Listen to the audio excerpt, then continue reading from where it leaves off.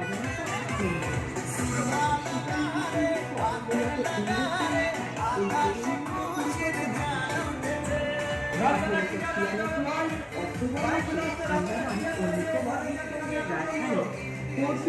Cellular jail তৈরির কাজ শুরু হয়ে 1906 সালে জেলটি সম্পূর্ণরূপে তৈরি হয়ে যায়। বার্মা মানে বর্তমান মায়ানমার থেকে আনা লাল পোড়ামাটির ইট দিয়ে তৈরি এই জেল ছিল তিনতলা। জেলখানাটি তারা মাছের ডানার মতো দেখতে, 7টি ডানা একটি সেন্ট্রাল টাওয়ারকে ঘিরে ছড়ানো। 1947 সালের আগে অবিভক্ত ভারতের মুক্তিপিপাসু হাজার হাজার বিপ্লবীদের জোর করে এই জেলে নিয়ে আসা হতো। সে সময় ইংরেজ শাসকদের দ্বারা নির্বাসিত বন্দীদের কাছে আন্দামান ছিল পৃথিবীর বাইরের একটি দেশ।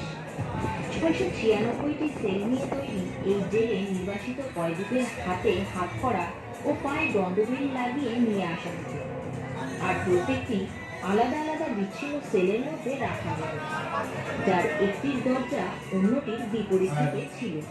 ফলে কয়েদিরা একে অপরের থেকে সম্পূর্ণ বিচ্ছিন্নভাবে থাকত।